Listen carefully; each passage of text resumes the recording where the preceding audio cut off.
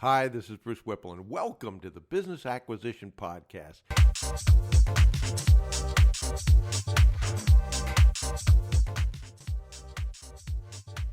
This is where we talk about how to acquire an already profitable business rather than build one from scratch. In the past 25 years, I've acquired several businesses, and I've also built several businesses from scratch. And I can tell you that it's a lot easier to do the former rather than the latter.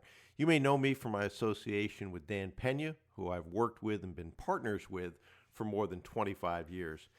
Dan is gracious enough to mention me quite often in his videos, and it's been a real pleasure working with Dan, and one of the few people that I call a true friend. And actually, we've worked on many acquisitions together as well. And even though I said it was easier to acquire a business rather than build one from scratch, that doesn't necessarily mean it's easy. I often say that QLA is simple, but please don't make the mistake of thinking that simple is the same thing as easy. It still requires hard work. I've had a lot of calls in the last couple of weeks where mentees have picked dream teams and then had to make changes to their dream team. And one of the things that drives that is they have a sense of urgency towards building their dream, and they really want to get that done as soon as possible. And I think the best example was someone who built a dream team incredibly fast, felt that the credentials were good on the group, and then in about 6 weeks started to run into the situation where the chairman he had selected said, well, I'm not sure that you can get people to work on a success-oriented deferred fee basis. I'm not sure that you can end up getting acquisitions without a big bankroll and having any kind of chance to finance them. And it pointed out a bunch of things. How do you pick dream team members, and how do you make sure that after you've gone through that selection process that you've got the right people? And so I wanted to spend a few minutes to talk about what are the criteria for picking dream team members. One of the things to understand is that these are non-executive positions. And what does that mean? That means that they will be giving advice. They'll probably have to spend something like 3 to 5 hours a week. But in times of acquisitions, oftentimes all bets are off. And one of the issues that one of the mentees that I deal with and mentor ended up having was one of his board members said, well, how many of these acquisitions do you think you're going to do? And he said, well, I think I'm going to shoot for 60 acquisitions in 5 years. That turns out to be one a month. And while I certainly am behind an aggressive plan, his dream team member, who was an attorney, said, that's one a month. That is not a part-time job if we're doing some of the due diligence. And you want your dream team to at least be able to do the initial due diligence. That's why you want a chairman that's got mergers and acquisition experience. You want an accountant, retired accountant. You want a retired lawyer, preferably, so that they can basically help you walk through a model of what are the things we should be looking out for in these acquisitions.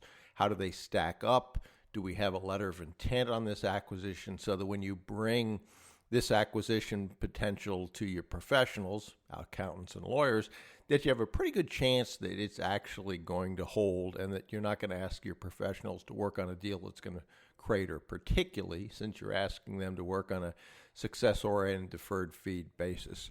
Okay, so what are the criteria? I first look for dependability. Unless someone is dependable, can you count on them? Can they show up when they're supposed to show up? I don't even care about any other talents that they might have. I pass on them just for that.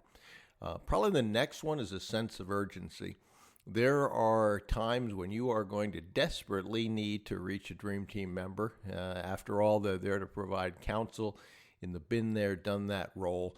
And if you try to reach them and they say, well, I'm on vacation, talk to me in two weeks, or I'm in the middle of a project, give me a call in a month and I'll get back to you, that just isn't going to work for you. Now, one of the things that a lot of people misunderstand is you really need to make sure that if you're following the QLA model that Dan Pena originated back in the 1990s for acquisition, that's primarily based on you not having the capital just to write a check to do an acquisition. So you need to raise the finance, you need to get your professionals to work on a success-oriented deferred fee basis, And if you are bringing on Dream Team members who work from corporations, oftentimes they didn't have any of those issues to deal with. When they wanted to do an acquisition, they asked their in-house counsel to get together with their outside counsel and just go ahead and do that. Same with the accounting. Have their CFO or accounting functions internally work with a due diligence team on the outside, and they would write all those checks from operations. They don't need any special financing most of the time. They either had great financial facilities that they could deem appropriate to do an acquisition from, or they just fund it out of operations. This is much, much different. So you want to be sure that they understand what the QLA process is, that you're going to be bringing a dream team together on a success-oriented basis where they receive equity. You're not going to ask them for capital. You're not going to ask them to sign documents. You're going to have to get to the accountants and lawyers that you want to retain on a success-oriented deferred fee basis, which oftentimes is a new experience for them, and they don't understand that.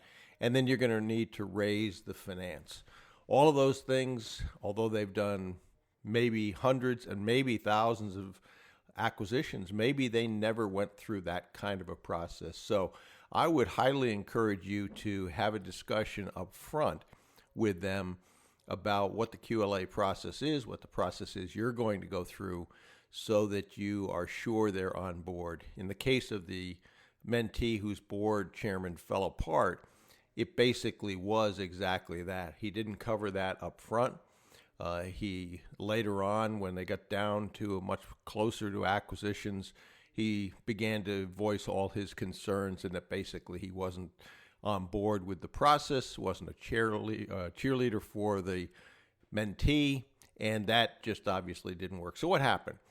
We developed a criteria at that point, went back out, started to look for additional chairmen that we could basically pre-qualify towards those requirements. But because the initial pre-qualification wasn't good enough, you've lost time, you've lost money, and you've also got to deal with the situation, since you probably have other board members, of why your chairman has decided to leave.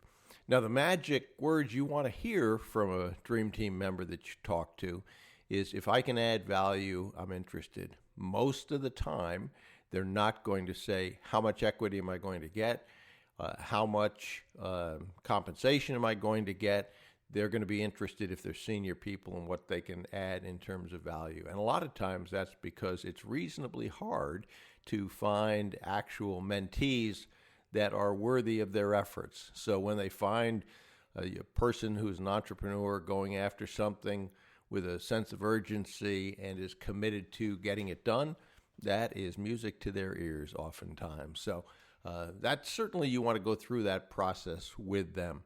Then once you've gotten Dream Team members, they understand the QLA process, you're comfortable with their work ethic and how much time they can give you, and that they do have a sense of urgency, you're going to need to do a little bit of work towards finding conflicts that may be in their past. And you would be surprised how often you find either litigation. Just because you've been in litigation doesn't mean that's a problem, but understand what that's about. Understand if they file bankruptcy, things like that. Because your professional firms will do conflict checks primarily to see if the people on your board might have conflicts with their clients. But you don't want them to uncover some things that are going to cause you a real problem in terms of the relationship, and having your professionals wonder why you didn't vet that person. In fact, I recently had a mentee who had someone who looked great for a chairman. We went through that process, and he found out basically he had pleaded guilty to a felony of defrauding investors. Probably not the kind of guy you want on your board. Okay. The other thing that's really important to these people is their reputation. Oftentimes, they have spent a career building their reputation, and while people who didn't do this would also say it, I think it's important to point out to them that the proof will be in the pudding, but you respect the reputation that they've built. You plan to run this company that in a way that honors that reputation, and if at all possible, enhances an already good reputation, and that you will make sure that the reporting within the company, the ethics that are conducted within the company, the way we do business, all of that supports their reputation that they work so hard to build. It's amazing how long it takes to build a reputation, and it's also amazing how quickly you can destroy a reputation. And lastly, just an overall thought, and that is to make it tough to get into this club. If you truly believe that you're going to build something that's very, very large and very worthwhile, and you're giving these people equity, you are actually giving them a gift in exchange for their time and support, and it's not an insignificant gift.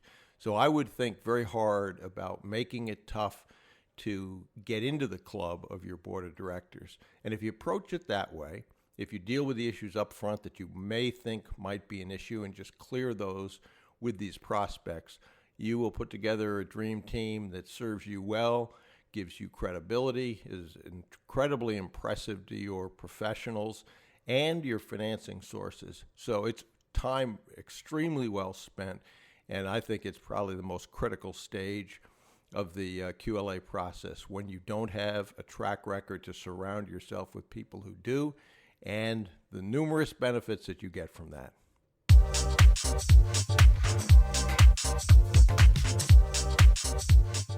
Okay, so if you have any questions or comments or ideas for future episodes, please email bruce@brucewhipple.com.